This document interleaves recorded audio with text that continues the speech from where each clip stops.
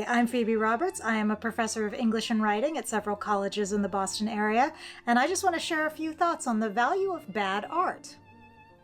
Honestly, I've never really been a big fan of so bad it's good art, the way that some people are. I know many people take a lot of joy out of the campiness or absurdity or the sheer over-the-top audacity of some of the bad art that people put out there, but that's never really been me. A lot of the time, bad art makes me feel kind of embarrassed by proxy or bored or actively put off, so personally I generally stick to consuming art and media that I actually unironically like. I don't know, I just like stuff that's good. I guess I must be unique that way.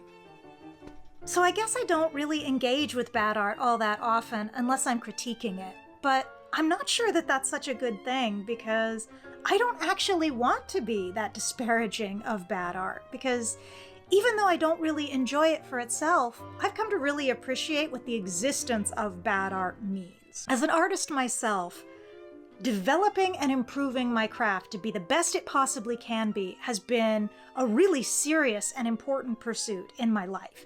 And so, as a student and teacher of art, I naturally really appreciate it when any craftsperson has developed their work to a really high level. But sometimes I think this devotion can make me forget that art doesn't have to be good in order for it to be great that it exists. First of all, the more afraid we are to make bad art, the less we make any art at all. When we are young artists, still learning, still developing, still experimenting, we are often not able to create things exactly as we imagine them in our brains. So we have to work through the development process if we are going to hone our skills to the point where we can realize our own creativity. But the only way to develop and progress is to go through that process and actually make stuff, even if it's not quite right. There's that lovely parable about the pottery class that was divided into the two groups, and one's pots would be graded on how good they were, and the others would be graded on how many they made, quality for the first and quantity for the second. But while the one group put all of their energy into making one perfect pot, the actual best pot was made by somebody in the quantity group, the one who threw the most of them, because the practice developed their skills much more than just thinking about it and plotting it did. But we can't forget that probably the worst one came from that group as well, because that's just what you have to work through before you can get to the best. So as a professor, I very frequently see people who have these high artistic aspirations, which is wonderful, but are scared of not realizing them.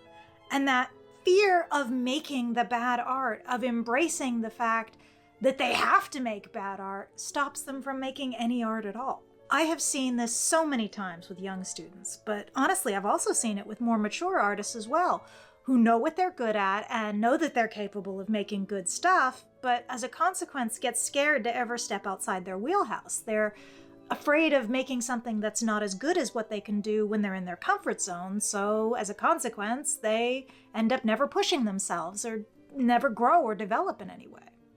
So they stagnate. I often wish it were possible to spend more time in my college classes studying bad art.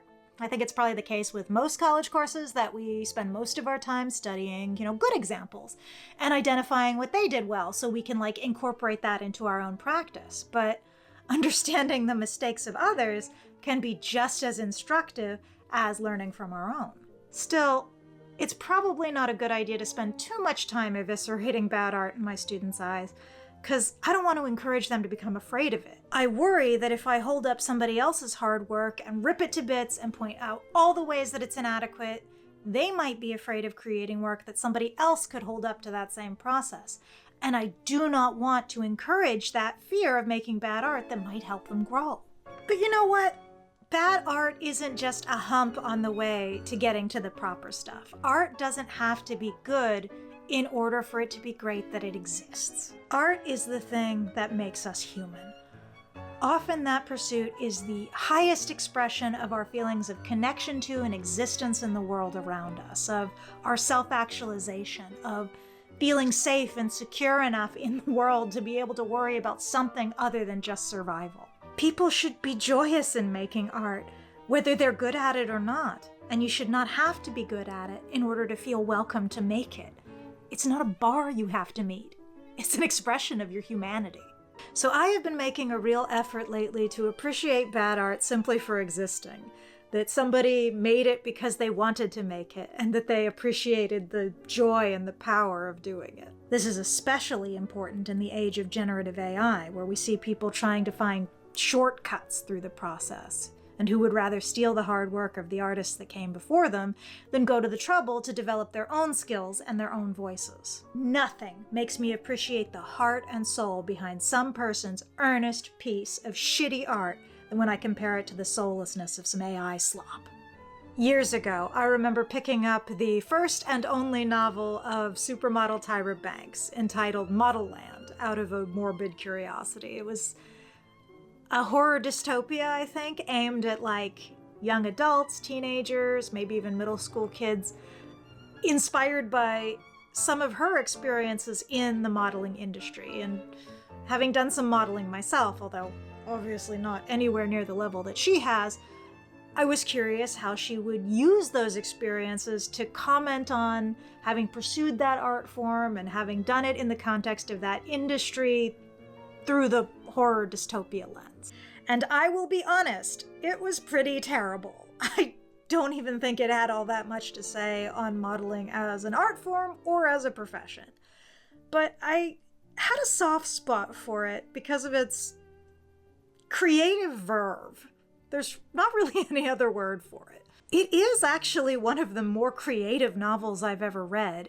Its horror ideas are often ridiculous and weird and nonsensical at times, and I would not be terribly surprised if she was not super familiar with what novels are like, but I can't say I've ever read anything else like it. It was definitely not some cookie cutter thing stamped out for money. It was definitely some sort of authentic personal expression.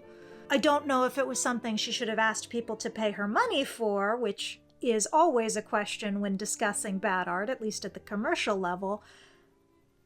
But I love that she had her own truly unique ideas that she used to express herself. So yes, some art is my job, and I am dedicated to doing as good a job of that as I possibly can. But I don't want to let myself stagnate by never taking the risk of doing it wrong. And I know art gives me joy. It adds so much to my life. It's why I make my mediocre dolls and paint my mediocre paintings, because they make me human. In the words of fellow theater artist Stephen Sondheim, "Look, I made a hat where there never was a hat." And that's beautiful. So thanks for spending the time with me. I'm Phoebe Roberts of Breaking Light Productions. Like and subscribe for more art and thoughts on art from a college professor, and check out my other work in the description box below. Bye for now.